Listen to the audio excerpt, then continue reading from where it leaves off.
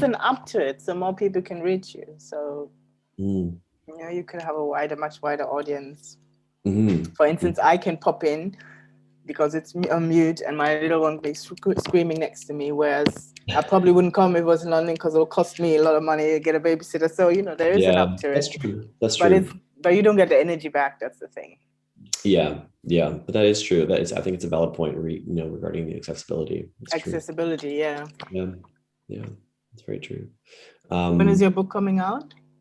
So it's coming out in the UK here on the 8th of July.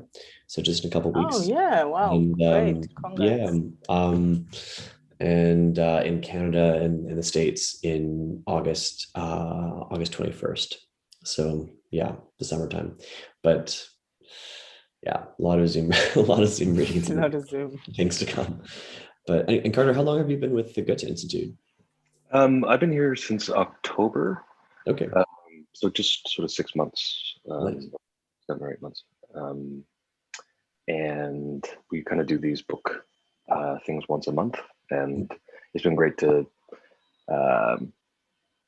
get to showcase a bunch of different authors with different sort of topics. Yeah, that's awesome. That's really cool. So just to let you know, we are sort of live streaming up to YouTube right now, as well as sort of recording this event, because these things tend to live more of a life afterwards than on a Tuesday afternoon. So there probably won't be too much of a Q&A here, but if there is, I'll direct message you, Jordan, and you can choose to take the question or not. Okay, I'll just try to format my screen here so I can see that. Okay. Gallery view or no? Speaker. Anyways, I'm sure I'll notice it if you message. Okay. And if not, just chime in. Sure. Are you coming to Canada anytime soon? I was actually in Canada for like 3 weeks earlier this month for the Festival Transmerique in Montreal. I presented a piece there, which was very surreal to be back in a theater. We were supposed to, present a full production of my show Declarations, but we couldn't rehearse in Toronto, of course, because everything's locked down. So it was just a staged reading of the piece that I did, but it was great. I mean, it was such it was a really, really beautiful experience just being back in that in a theater and having an audience, even if it was only 20 people a night, socially distanced across a theater. Usually that holds like 200 or something. No, it was really, really, really nice. But I will be back actually in the fall. So sort of like late, I guess mostly October, basically. I'll be back in Canada for probably some book related things and some other theater stuff. Great. Yeah. Cool. Yeah. Well, I think we're going to get started and just start the recording and do some brief introductions, and then we'll get going. Thank you both again very much for doing this. There you go. So welcome to the Goethe-Institut's monthly book club with Olumide Popoola and Jordan Tanahill. Olumide is a Nigerian-German novelist who is based in the UK, whose novel When We Speak of Nothing was published in 2017, and who has a forthcoming novel in the next few years. She's also a playwright and poet, and she's here to talk with Jordan Tanahill, who is a Canadian novelist, playwright, and director of film and theater, whose new novel, The Listeners, will be published sometime in later summer by HarperCollins. So without further ado, please take it away. Thanks so much for having me. Yeah, thanks so much. Okay, so I'll start with a little reading. Should I do that? Yeah. Okay, I'll be reading from When We Speak of Nothing, the novel Carter just mentioned. I'll start from the beginning and give you a little taste of the novel. I'll read first and then I'll say something about it. It is easy to be outnumbered when you're lost in your tracks. Keep close to the source. If not for Abu flicking his head back every so often, waiting a split sec full on profile to make sure Carl was keeping track, it would have been impossible to tell them apart. Those two, like twins. The funny thing, Abu's parents already had twins, and they were sweet but annoying 7 years old. It was almost as if Abu had needed to find his own match, so he had someone to leave the house with. Even funnier, his mother and later the dad accepted Carl as the brother from another mother. Meaning Carl was in and out of the house like trains out of St. Pancras station. More in than out, actually. And to bring that funny, ha ha ha, what a coincidence thing home, they even looked alike. Carl's face a tad longer, shoulders narrower, hair cropped, eyes much more dreamy. Both their lips full, in a different way, but still. If you thought about it, you'd say, the works. You'd say, damn, those are some alike-looking teenagers. Their friendship must have rubbed onto their bodies, accepting that they were a pair in tandem, teamwork. That day, the way that white stuff poured from the sky had made them go out. Not that it was rare or anything. And they slid and slipped across the streets, trying to chase each other's snowballs buzzing. The way drizzled down, now that was movie classic. It was all very ha ha, so much fun, yeah, day full, but too cold. Wagwan with this season. Get this one, bruv. And bang. A whole load straight into the face. Then, out of nowhere, 3 wannabe guys they knew from 6th form jumping them right at the corner to Lee Street. Like real jump. 2 of them had Abu calling him Abu ka ha ha ha ha ha pussy, and other things that should not be said in front of anyone. Twisting his arm back in its socket like they just got their GCSEs in bullying. It was crunching. Abu whined. Abu with his skinny self, eyes busy, always moving, checking here, there, everywhere, and missing lots by being all that hectic. His ears pointed forward slightly, like he was some digital receiving device. That same Abu was so messy at home, yet jeans ironed and all. That Abu got his jewels kicked, very neatly. Carl, my boy, he was being dismantled by the leader of the threesome, his hands on Carl's wrist, banging him into a corner between a wall and a fence. He hovered there, the metal slowly digging into his good jeans. Carl, that one, so immaculate, it was troubling.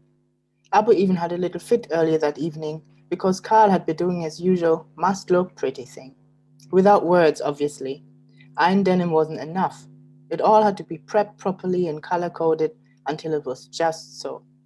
Spending a lot of time in the bathroom, blocking it for the rest of the family. Then, a very light gray pair of jeans, which had made no sense, unless he wanted to match the weather. They were bound to get dirty in the snow. When the boy slammed Carl into the fence, the black paint peeled off the metal, straight onto the nicely ironed, not good for the season denim. It was really shit. And hopefully Carl was thinking of the stain, rather than staying in the moment, breath and all. Hopefully, instead, he was lamenting this unnecessary affront against his style. And you know that type is serious for real. Because the guy, the one holding him, went straight for the soft parts. Carl didn't say a word. No sound left his lips. His upper body folded over as much as it could, as much as the guy would let him. Abu wasn't as quiet. When is he ever? He was talking away, cursing and shouting and fucking this and fucking that. But the snow swallowed it all as if it had been planned. This country is not equipped? Ha! The one time everything is out of action and the snow makes everyone feel all Christmassy, and you know that spells giddy and means silly. Effing miracles can happen. Imagine. Abu cursing louder and more, his voice always over the top, because he wants to make up for something. Someone said that he wants to show the world something, but actually, the world couldn't give anything at all about what Abu has to prove. And of course, that doesn't stop him. It's not about someone hearing him. It's about him expressing, saying or shouting, like now, shouting because he's scared. For Carl. So the novel follows 2 teenagers, Carl and Abu, who've just been introduced here, and they're best friends in King's Cross just before the London riots break out in 2011. And Carl is a trans boy at that time, and their friendship gets tested when Carl goes to Nigeria, and we have this dual narrative. They have to negotiate their friendship between King's Cross and the Niger Delta, essentially, in Nigeria. And I just wanted to end with a very quick excerpt from later in the novel when Carl is in Nigeria and about to return back to London, and he's made friends with Nakale, who's an activist doing activism in the Niger Delta, so against the environmental or the ecocide resulting from oil extractions. And essentially Carl wants to come out, and this is what happens. Home is always holding hands without touching. Are you sleeping? Nakale laughed. Waiting you they do, my friend. You the wash with toothbrush? Carl laughed too. I'm just so tired, Nakale. I needed a minute. I did get her, my friend. No, it doesn't work like that. I get it or pigeon, not both. Why not? Nakale made bloody sense, like usual. Carl was lost in his track. Not sure, you're right. Okay, I did get you. You could teach me proper London pidgin, oh? For sure, but we don't call it pidgin, you know? When had he become such an annoying smartass? It was dark. There was no electricity. It was beautiful that way, quiet. The neighborhood seemed to be rationing their generator fuel. The thick air lay on Carl's feet, pushing into the ground. You want me to light a candle? Yes, now. You should pack your things. Not really much to pack, you know. I can do it in the morning. Carl lay down on the slim mattress. This was almost a reversal. Usually he was the one in the middle of the room, Abu the one at the wall. He had put on his boxers and another t-shirt. It was hard to lie down. His body wanted to be lifted, feet on the cool ground. You did all right. Nakale, all worried, turned towards him, leaning on his side. Yeah, how's the mat? Sorry, it must be so hard we can swap. Me, I've slept too many nights like this. No be special like for you Europe people. Yeah. Carl was tired of jokes, tired of everything. Nakale, waiting my brother. There's something I have to tell you. What? The what's of life. Which one? Which one should one convey? All or none, or stick to the graduations? The gap was reaching. We are friends, right? Yes, now. The heat was a blanket, a thick one. Maybe it wasn't going to be so bad. If you're enveloped like that, what could happen? What the F could bloody happen? You know, on my papers? Which papers? I mean my passport. Which kind problem you get for passport? No problem really, Nakale. Well, sometimes. Carl, waiting. It never say Carl. There is no Carl, not on my passport. They were quiet. Nakale rolled onto his back and folded his arms behind his head. His face was turned toward Carl. Carl spread his legs a little because it was still warm, but a small breeze had found its way through the window. No need for those thighs to stick together just because of a little sweat. Me, I don't know how to say it. Carl, yes? For post let him say you be woman, now be the thing you fi tell me. There was an abyss again, not a gap. Just strike and defeat, no middle part. Nakale shuffled on his mat and one arm came away from under his head. Carl was looking for the right words that would stop the suction that was pulling him into the thin mattress, through the floor, into the bloody atmosphere. And who the fuck knew if his body would hold, if it would remain in one piece? How do you know? Mina, the cook. But how does she know? Maybe she feel I never ask her. She said people pretend that we can know everything by looking and saying there is this side and that side, but we cannot. It is never like that. She said to be a friend is to be there and wait for the time to talk and then listen. He sat up. When me and you became friends, she tell me make her better be true friend, if I be any friend at all. She said that? Yes. And waiting. What do you think? I mean, I beg. Now you say it be problem? Carl's breath was shallow. How great darkness could be. No viewing of his emergency lighting blush. She asked if I be your friend, make her be real friend. Me, I think I be true friend. No be so? He lifted his head looking at Carl. Carl kept staring at the ceiling. There wasn't anything to see in this darkness, but still, you didn't have to face your friend head on. Not all the time anyway. Fuck that. Carl, I did stay for here. You need some more explanation?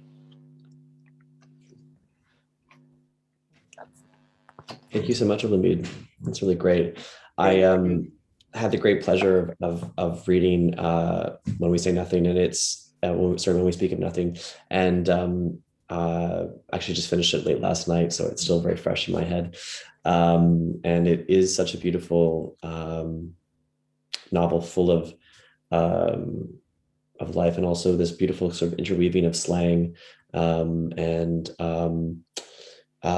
also an element of, I guess, Yoruba mythology. We talked about in the book, you like in the description, you talked about Eshu, the Yoruba trickster god, being a kind of narratorial spirit or presence throughout the novel.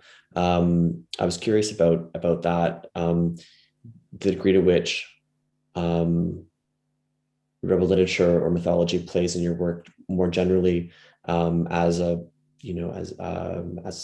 writer who, I mean, I know you spent time, about 5 years in Nigeria, but ostensibly, born and grew up and really made your career initially in Germany and then later here in the UK. So you're just kind of speaking a little bit about, I'm really curious about the kind of presence of Yoruba literature or mythic tropes within your writing. Yeah, thank you for that question. I think for this novel in particular, I was interested in doing a couple of things. And one was to sort of but address the notion that in Europe or in the so-called West, we are entirely queer and trans-friendly. And then in the global South, everything is very problematic. Mm-hmm. And although when we speak of nothing, we're not looking at activism on the ground in that regards. But mm-hmm. I wanted to show that there can be acceptance and there can be beautiful spaces that you can exist in. So in the novel, Carl is actually more accepted in Nigeria than in Germany, just because he can live his life as he chooses. So he's writing the rules in a way. And for doing that, Eshu was a great tool to sort of kind of embrace Carl from within Yoruba mythology, to say, actually, if we look very closely on some of these mythical figures or mythical concepts, the possibility or the space for queerness and that extension also transness is already always there. Mm-hmm, so issues is somebody who's a shapeshifter, somebody who's concerned with tricking people, but tricking them not for the fun of it, but for us to arrive at a new level. So in a way, he's always the most famous story, or one of the most famous stories of him tricking friends who have been close friends, and there was no need for them to fight, to argue, but then they arrive somewhere else in their friendship. So it's a way, it's an allegory for the novel, but also for us to consider what we see, and whether we need to respond in the way we learned. So in general, I am interested in Yoruba mythology, and especially, and you also in theater. I mean, I have a great tradition of the festivals. There's theater, there's music, there, people dress up. So I'm very intrigued by that. In the writing, it doesn't always feature. This was probably the biggest work, but I know I will return to some other concept because it's very rich and philosophical. And just speaking about Carl as well. I mean, such a great character, and I'm just curious about how early their transness or their journey around gender emerged for you as a writer. Was that something that you wanted to explore from the beginning, or was that something that kind of emerged in the process of writing Carl? It emerged initially. I think there were two boys, cis boys, and I worked in a community center, and I was very intrigued by the young men that came to the center, and that's where the idea came to write about younger people and younger male presenting people. But as I started, I think, as you know, it takes a very long time to write a novel. So for me, this was a good way to embrace my own trans feminism in a way, and to go through the journey, do lots of research, do lots of thinking. And so I shifted Carl to a trans person in that on that journey. And then it fitted so well with Eshu. Eshu was always sort of the guiding, I don't want to say guiding spirit, because novel writing is certainly spiritual and very, very, just very mundane, hard work. But it all sort of made sense then, and I had lots to draw on. When We Speak of Nothing was just published in Danish in translation, and it's being translated at the moment into French, I guess, and the publication will be forthcoming. And also your collection Breach will also be forthcoming in French as well. So, and I know actually for the purposes of the Goethe-Institut, you've just completed a sort of translation intensive of a short story into German, and we're doing some lectures as part of that process. So I know the question of translation and also transposition of narrative from like how certain narratives translate to different cultural contexts, I'm sure has been a question that's been top of mind recently for you. How involved were you in those translation processes? I mean, have you been sort of working hand in hand with translators, or is it more sort of a degree removed? And how have you found, I guess sort of the sort of second part of the question is, how have you found, what discoveries have you made about the text as it's been, translated in these contexts?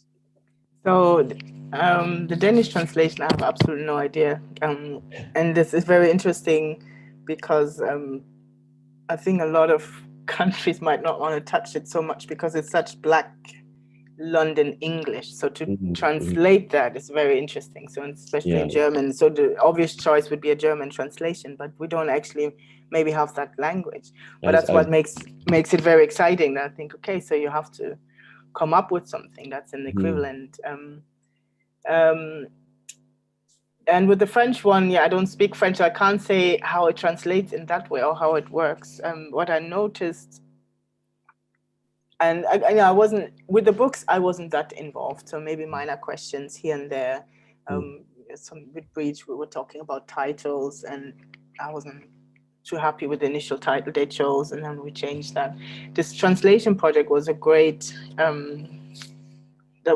project. It was with Stimmen Afrikas and Heinrich Heine Universität in Düsseldorf. So the translation MA students, and I translated a story of mine, and they had loads of questions, and it was actually very interesting because in the story we have everybody thinks they are a non-binary character, and I use they pronouns, but and that could very well be true, but it is also just the one character that the narrator doesn't know. So we are. So I didn't want to gender them. I wanted to give the character the chance to gender themselves. But in Germany, you have to gender. There's no way of doing it. So we had loads of discussions around that. And I thought it was a fairly simple story to translate. And it was very interesting to see how much they were grappling with that. Because from the get-go, you have to make decisions, even from the title on. So it's an interesting journey how things don't translate easily, or then you make more of a fuss for it. So there are some ideas for instance, for gender neutral pronouns in Germany, but then everybody would know because it's so uncommon that it will stick out. And that made me think about language again. And your first language is German. And so this is interesting to me too, your decision, of course, to write When We Speak of Nothing in English, which of course makes sense, given its setting in both London and Nigeria, but it's being so steeped in London slang. But I'm curious about how, I mean, even I'm not even sure if this book could have been written in German, but how might it have been written in German, or how might it have been different if you had written it in the original language? And do you have any impulse to write in German? I think that, I'll start from that question. I think I don't have the impulse to write in German because my context is so English. I've been here for a very long time. So even though German is my first language, it sounds very rusty when I speak. So I sound a bit like a foreigner who has mastered the language very well. So it's just a bit like muscle memory. English, immediately I know how to construct sentences, and in German I have to think a little bit more. I could definitely write this in German. It would be very different. So of course I wouldn't write in a London slang in German. I would probably then set the story somewhere else as well. But I think for me, arriving in London, I have been intrigued, and I have two books that's really, I mean, they're not just set in London, but they're really steeped with London, and it has to do with being somebody who arrived here and is making sense of the city and is observing the city and is fascinated by the city, which is the other reason why the German doesn't play in so much. I think if I was going back to Berlin for a while, and similar things would be happening because I would be commenting on, all the time I've been away and how things are different now.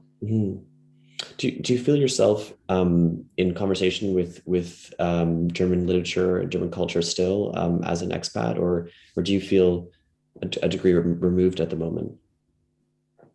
Expat to like as a now that you're living in London, do you feel yourself in conversation with German literature, German writers? Do you have much contact with the scene there? I more with the Black German literary world, if there is such. So more in that sense, not generally. So, yeah, it has been a long time. This is why this translation project must be really nice. It was amazing. I have a lot of events in Germany actually, but then now I've noticed a few years ago they started adding British to my, when they put German, Nigeria, and Britain. I thought, yeah, it is that time, and maybe in another 5 years we're losing to German. I don't know. Yeah, but it's nice. I mean, as you said, I mean, like when we speak of nothing, it truly feels like a London book. I mean, as much as it feels like a Nigerian book. And how do you think your status as both an insider and outsider within London has shaped your writing and your experience of this novel? I think that it's the ideal position for a writer in a way, because yes, I get London enough, or I understand things enough, or know where to ask to understand things. But I do also have a fresh perspective, and maybe I'm not so married, so I don't have any allegiances in a way. So I'm just looking at it and trying to make sense. Yeah, I mean, the other reason when we speak of nothing couldn't have been written anywhere else because about the London riots. So you do need a scenario where, Black, brown youth can be really pissed off and start rioting, which is not possible everywhere. Yeah, absolutely. And I was also reminded that I think somewhere I read, that this novel is something to the effect of, if grime music was a novel, this would be this book. And I'm curious about if you could speak to that, the idea of like how, grime music or music in general, how that animated either your writing process or the book itself, the story itself. I have to confess that's definitely the sales team that came up with that tagline. So, and I liked it a lot. So I was very happy about it. But really what inspired me were, for a very long time, I worked in a community center and I had a host, and I immediately, every time I talk about it, I think about that, a host of young Black, not just Black men, young men from the neighborhood, not actually just the street away from where where Carl lives. And I was inspired by them because they were super slick, super cool, and kind of super tender with each other. So I was more interested, it's definitely interested in the culture, but it didn't come from the music. It just came from the rituals that I saw them performing, whether it was the, I don't know, very young people, but having a formal way of greeting each other, to the clothes, to what they did, and how they performed their friendship. I don't want to say perform as if it wasn't real, but the rituals that went with it. So indirectly, yes, because I'm sure some of them listen to grime music, and I've enjoyed some grime music, but it wasn't. I listen sometimes a little bit for language to get into it, but I got most also the idea for language from observing those young people. Speaking of performing, you've written for theater as well before, and I'm curious about that. Tell me a little bit about your playwriting and how, like, if that still feels like an active part of your craft and your present curiosities, and how that feels different than your work as a playwright, as a novelist rather. Yeah, so I was interested. I come from spoken word. That's what I did for a long time, and performance poetry, and and did shows, and that's what I did in Berlin before I moved to the UK. So I always thought I would end up writing for the stage, and it's just so turned out that, writing novels or novels more than short stories has become sort of the format for me. I wrote the play and it was great fun, and we had a few rehearsed readings, and I could really see this. Also by mail. Also by mail. Yeah, it was really great fun, and I would have some more ideas. I have to confess, looking back at it, it is definitely a play written by a novelist, so very heavy on on text. So yeah, that's my journey with that. So I would love that, because being a novelist is very lonely. So the idea of, I loved when we were having a staged reading of it. I loved that whole process from the casting and working with them and seeing your work being spread out and becoming its own thing. So it was amazing. I would definitely be up for that. I think I would like to then workshop it a lot more than I did. So in a weird way, this was a play that was written for publication. So I had the opportunity. I had started like a shorts play, and then I just expanded it and made this long play out of it. Yeah. That's interesting. Yeah, I definitely know what you mean about that kind of sacred space of the rehearsal hall, and how as a novelist it can sometimes feel like you're, every day you're just sitting down with your cup of coffee in front of your computer, and it's like, okay, another 100 meters of climbing this mountain, you're just sort of climbing and this you mountain. Don't know where that works. 4 years in.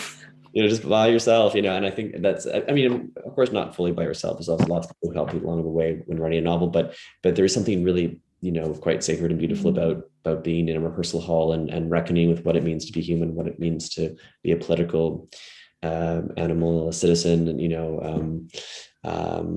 along with other people. I think that kind of collaborative space, I agree, is really special. And I'm sure as a performance poet, you know full well the intensity and electricity of performing and having your words kind of having that sort of electricity of having your words land in people's souls, in real time. That's a really powerful thing to experience. And I actually, when reading the book too, I feel the DNA of your identity as a spoken word artist in the novel as well, just in terms of the pattern of speech and the sort of the syntax and the rhythm, and of course the politics as well. And to what extent do you see that origin of spoken word carrying through your work now, and to what extent will you carry that forward, or even engage with it maybe again? Yeah, it always has to read very nicely for me. So I have to be excited to be reading out loud. And I do a lot of reading out loud for editing. And I've enjoyed that a lot. So when we speak of nothing, it's very much so. And my first book, This Is Not About Sadness, was for me a sort of a hybrid between stage and page text. So, and I could perform it, at least certain chapters quite well.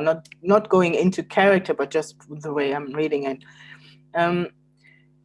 I do think it's you will see. So the novel I'm writing now, I don't think it's quite the same. I think it always has to sound nice. So for instance, that's why I'm not very good writing for screen, for instance, because I don't work with image, I work with melody. It has to sound right to me.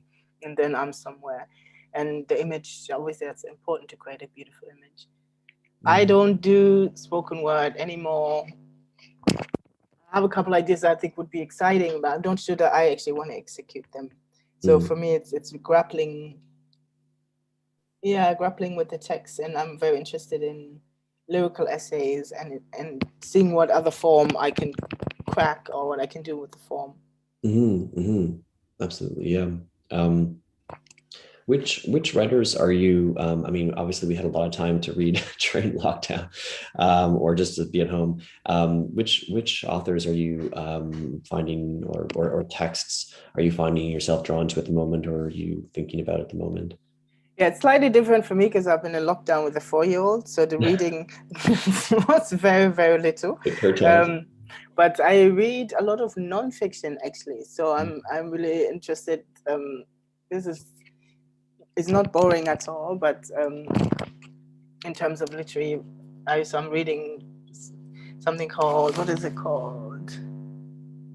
Living While Black, for instance. So I was very affected, obviously, by last year's Black Lives Matter uprising, and this is a book that talks about racial trauma. So I'm interested in things like that, disability justice. These are also things that I'm thinking about for various projects I'm working on. So I work a lot from critical texts on, from essays and from theoretical work. So, but I'm just judging a shortlist for residency in Kigali by Goethe-Institut, and Huza Press. I actually don't know if it's Haza or Huza Press. And that's quite exciting. And it's around writing gender. So I've been reading last 2 days, and there's some really, obviously I can't now say it was amazing. And yeah, anyway, they were quite amazing checks. So I'm quite, I'm really excited for this and the coming generation of writers. So the ones, and what I mean, not the ones that are very young, but who are yet to be published in terms of fiction. But yeah, at the moment I read more nonfiction.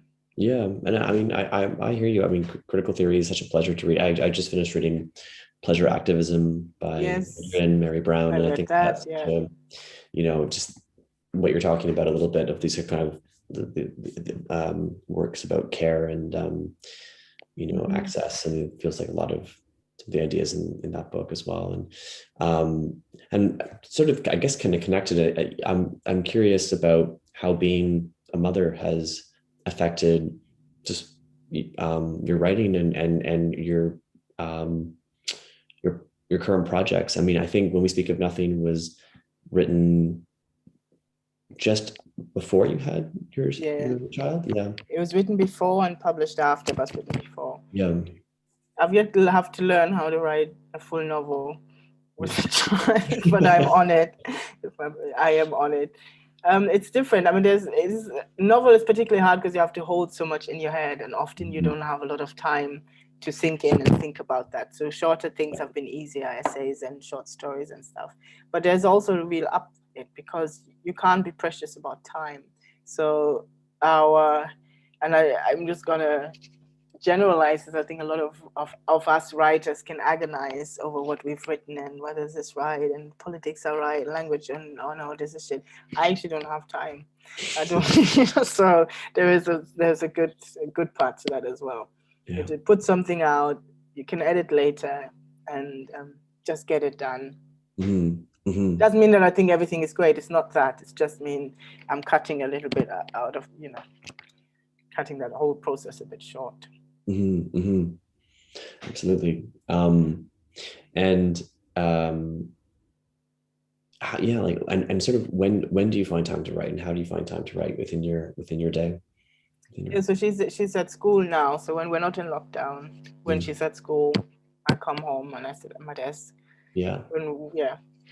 I have last year, I'm very proud. I don't know if these chapters will survive, but I have sometimes written in deep lockdown with the tablet jingling next to me, child shouting, "Why are you not looking at me?" It's like, okay. But it's also, one thing I particularly like about lockdown or this pandemic is not that I like it, I don't wish we had it, but there are lessons that we have learned. And one is also that certain things are visible because we're calling in from home. So for instance, the visibility of kids. Normally, she's still at after school club. Normally she would have probably come in by now, said hello to everybody. And it's this thing that's always hidden away. And that has helped me as well. It's like, this is part of our lives, or my life, and lots of people's lives. Like other things are part of their life, and it's more visible because, it's not at home. Everybody's at home. Speaking of the question of home too, how we've spoken, of course, about various European translations, Germany, etc. But how has the novel been received in Nigeria, and have you had a chance to kind of share it in a sort of embodied capacity, whether through public readings or Zoom readings in Nigeria? So I think it came out 2017. So I think in 2018 I went to Nigeria to launch it there. Okay. And I have to admit I was quite nervous because there are some laws in place where this would not be favorable. But obviously my publisher organized this very carefully, and it was amazing. It was really beautiful. We had a launch there. I also went to Aki, which is a very big literary festival there. And I have one of my most joyous moments with this novel is arriving there and having a bunch of young queer people come around. Oh, you're Olumide. And it's like, yeah. And it made you feel like you're home. All these things that I do have ideas that you're doing. And yes, I'm also Nigerian, but of course my life is much more centered here. So I can't 100% claim that either. I went to see that it resonated. So it's been very, very special. And the events I did a couple of TV, radio and stuff, they were very,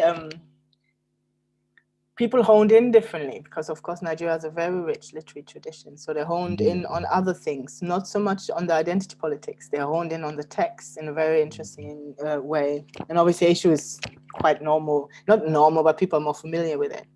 So the discussions were very rich. Wow, that's really.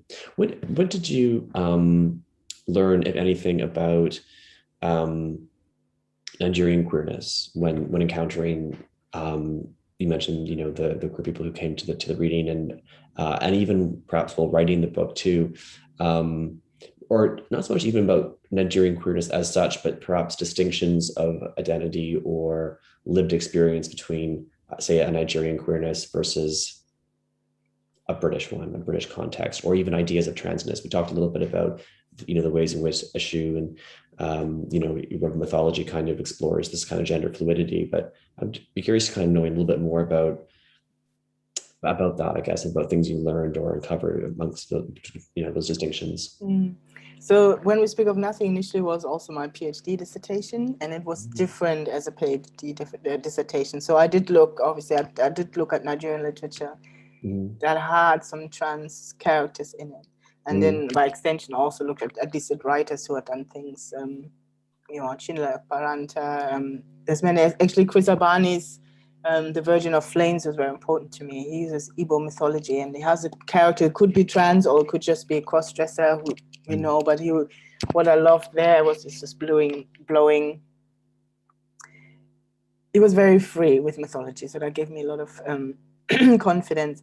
I think being a queer person and having grown up, with the Nigerian context somewhere in the periphery, I kind of always, when I was younger, it was always a bit like, oh, you don't get it because you're so German, that we're kind of not out, or we're hiding and this and that. And it's been beautiful to, over time, just see the cultural context. Well, there are quite a few people who are out, who are doing work. There are quite a few organizations who are working. There are quite a lot more people accepting than we maybe initially think. So it's just being somebody who's interested in culture and is looking around and seeking out writers and others. And at the moment, obviously, there's lots of interesting stuff happening. If I could just jump in really quickly with a question that sort of has been, I think, touched on in the past few questions. And it's sort of a question to both of you, and just around, we have this sense now of art perhaps being necessarily attached to activism, and if it's not, that there's perhaps something deficient in it. I'm just curious to hear from both of you about your opinion of narrative's role to perform an activist function, and kind of how that marries with trying to avoid, or perhaps not avoid, ideology within narrative and what you're trying to write. And I'd just be curious to hear about that from both of you, given sort of this current moment and the way that people are thinking through things. Do you want me to start? Yes, please. Feel free. So I don't call myself an activist because I feel like I would be taking away from those people who go to a lot of meetings and do a lot of groundwork every week, again and again and again. I do very much. I'm a political person, and I will definitely, probably for the a lot of my work will probably respond in some ways what's going on in contemporary, so in our contemporary societies. And there is also the notion that it's always political anyway. Yeah. So if you choose to not respond to if you're pretending it's not political, that's also a position. So there's this too. So I actively do seek out issues that I can respond to and want to, or work out. And partially that has also to do for me working them out and clarifying positions. And at the same time, I think every writer does that. It's just, especially as a Black queer woman, I don't really get a lot of space where I can recede into. Yeah, as soon as I leave the house, I'm already sort of politicized. I'm already an entity in the world. I'm already a Black body walking, through life. So it's just a matter of positioning, our positionality. Yeah, I mean, it's an interesting question, Carter. I think it reminds me of the Otessa Moshfegh sort of text that was written recently, or quote, I guess, where that kind of circulated online, where she was kind of talking about how novels novels aren't Twitter, they're not after school specials on TV, they're not self-help books, as such, though they can be, I suppose, instructions for how we live, or documents for how we live, and perhaps instructions to some extent for how we might live. They're not necessarily supposed to be, these kind of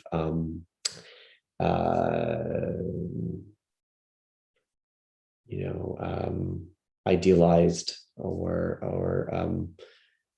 the characters as such in particular not necessarily have to be these kind of idealized politically sort of complete or right kind of entities. They can be messy. We can go to sort of dark and comfortable places, and I think writing books, writing plays, I'm interested in kind of asking, I guess, questions more than I am sometimes interested in kind of trying to solve a problem, I suppose, or I think creating discourse and kind of provoking new ways of thinking about the problems that we live with, is a useful thing. And I think there can be, I also have great respect for activism, and I attempt to engage in it in my own way, but I feel like my role is sort of about kind of contributing to, I think, the discursive work around politics, around identity. And sometimes there can be a kind of like brittleness or a kind of flattening of complexity of certain issues if we attempt to kind of impose a kind of like activist agenda onto artwork. And I think it's interesting that, I've been thinking a lot recently about the ways in which Foucault's, for instance, I was, reading this essay about the ways in which Foucault's writing on sexuality was sort of reinvigorated a kind of Marxist kind of activist sector of the kind of gay liberation movement in the sort of early 80s, or 82, I think, when it came out. His history of sexuality, the ways in which this is like pure philosophy as opposed to, say, narrative, narrative novel, but nevertheless, his work, his discursive work was a really useful kind of fodder for the political movement at the time, and helped kind of rearrange and reinvigorate people's thinking around that. Of course, as did Judith Butler's work, as did many other, incredible, bell hooks and Audre Lorde. These writers are, and philosophers and thinkers are such incredible allies of activists. And I think that's I've sort of made peace with my role as part of that sort of vanguard, or that team. That's our team. That's what we're doing to help the effort. I liked what you said a lot, and also it made me think. I always think my job is also to imagine alternatives, and really small, and while keeping us messy, because human beings are messy. So we have the greatest intentions and the greatest politics, and then of course we falter here and there, and that's also nice. But I also feel like the imagination is where, we have to create something in our imagination so that we have somewhere to strive to. Because otherwise we're always just saying, no, not like this, not that, down with this. That's great. And and that, if I agree, then I'll definitely agree. But I'm interested also in the messiness of creating, even if it's just in imagination, some sort of small alternative sometimes, if it's just the angle, how we approach something. And that's also a big contribution, which goes in line with what you were saying, sort of what's the contribution. I have a really sort of heated question, or tricky question, but I feel like I would be remiss not to ask, considering we've been speaking about Nigerian literature and trans identity, but it's related to the current Chimamanda Ngozi Adichie controversy. And just, you can, of course, feel free to speak as little or as much as you want about this, but I'm curious about what seems to me a sort of tension, a generational tension, perhaps, around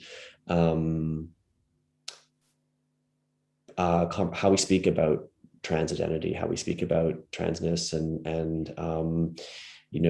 I think Adichie's perspective, being like there's a kind of maybe a harshness or a kind of, I guess critiquing this idea of cancel culture, and that we can't sort of, whether it's make mistakes or we can't ask questions without a fear of sort of a kind of, I guess, a mob attack. And I think the inverse argument, of course, being that we don't have room to litigate or relitigate the rights of trans people, and that, or to question whether a trans woman is a woman, and that this is not actually open for debate, and that's kind of violence to do so. And so I'm just, obviously it's a very thorny, tricky question, and has to do a lot with, as perhaps a kind of generational relationship with freedom of speech, or identity politics. But I'm just curious if you have any thoughts about this. Very loaded question for the last three minutes. I know, end up on a bang. Yeah, boom. What I also think is, and I was hearing you kind of frame the thing, I think if there was a question, maybe it would also be different.